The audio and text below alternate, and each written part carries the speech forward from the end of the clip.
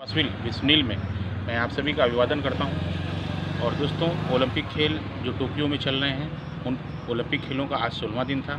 और 16वां दिन जो था वो भारत के लिए काफ़ी खुशियां लेके आया। आज जो ओलंपिक में भारत के इवेंट थे, वो पहला इवेंट जो था वो गोल्फ का था।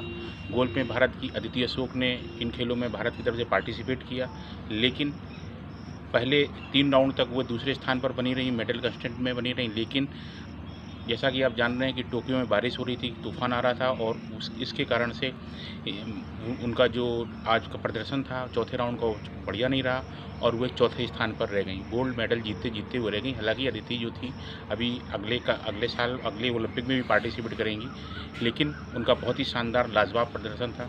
इसके बाद जो दूसरा हमारा जो मुकाबला था ओलंपिक खेलों में आज, वो कुश्ती में था। कुश्ती में बजरंग पुनिया जो सेमीफाइनल में हार चुके थे, आज उनका ब्रॉन्ज मेडल मैच था, जो कजाकिस्तान के पहलवान के साथ ब्रॉन्ज मेडल मैच था। आज बजरंग पुनिया ने बहुत अच्छा खेल खेला और जो उनसे पहले गलतियां हुई थी, उन गलतियों को उन्होंने आज नहीं दोहराया और 8-0 से कजाकिस्तान के पहलवान को हराकर भारत के लिए कांस्य पदक जीता। ये ओलंपिक में, टोक्यो ओलंपिक में भारत का कुश्ती में ये दूसरा कांस्य पदक था। और इसी मेडल के जीतने ही भारत ने अब तक के सबसे बेहतरीन ओलंपिक खेलों के प्रदर्शन, जो कि लंदन ओलंपिक था 6 मेडल का, उसकी बराबरी भी कर ली। इसके बाद जो आज का जो मुख्य आकर्षण था वो था जेवलिन थ्रो, नीरज चोपड़ा का जो आज उनका मुकाबला था, आज उनका इवेंट था जेवलिन थ्रो में, और उन्होंने बहुत शानदार प्रदर्शन करते हुए भारत को गोल्ड मेडल दिलाया। दोस्तों, सबसे बड़ी बात थी कि विश्व नंबर 1 जोनाथन वेटर जो जर्मनी के थे, वे जो बेस्ट 8 हैं उनमें भी क्वालिफाई नहीं कर पाए। इसके बाद उन्होंने उनका जो सबसे बढ़िया कंटेंट था वो 87.56 मीटर जो उन्होंने फेंका, वही जो था वो उनका गोल्ड मेडल दिलाया गया। दूसरे और तीसरे स्थान पर चेक गणराज के थे और चौथे स्थान पर पाकिस्तान के नदीम थे।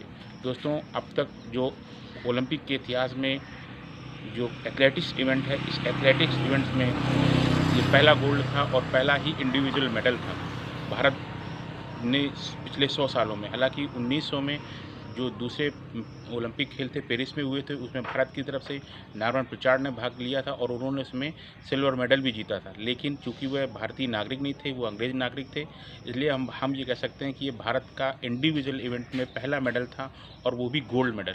भारत ने व्यक्तिगत स्पर्धाओं में अब तक सिर्फ 2 बार ही गोल्ड मेडल जीता है। इसके पहले 2008 की जो बीजिंग ओलंपिक हुए थे, उसमें भारत के अभिनव बिंद्रा ने गोल्ड मेडल जीतकर पहली बार व्यक्तिगत स्पर्धाओं में गोल्ड मेडल जीता था।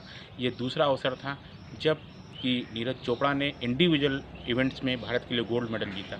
और इसके साथ ही ये जो टोक्यो ओलंपिक था, भारतीय इतिहास का सबसे ऐसा ओलंपिक था जिसमें भारत ने सबसे अधिक मेडल जीते। इसमें 1 गोल्ड, 2 सिल्वर और 4 ब्रॉन्ज के साथ भारत ने फिनिश किया। दोस्तों, 1924 के ओलंपिक हैं वो पेरिस में होंगे। हम उम्मीद करते हैं कि भारत इससे बहुत अच्छा प्रदर्शन करेगा और समस्त खिलाड़ियों को, जिन खिलाड़ियों ने ओलंपिक में भाग लिया, मैं मेरे सभी देखने वाले दर्शकों की तरफ से, उन सभी को, अपने दर्शकों की तरफ से, मेरे सब्सक्राइबरों की तरफ से मैं सबको बधाई देता हूँ। जय हिंद, वंदे मातरम।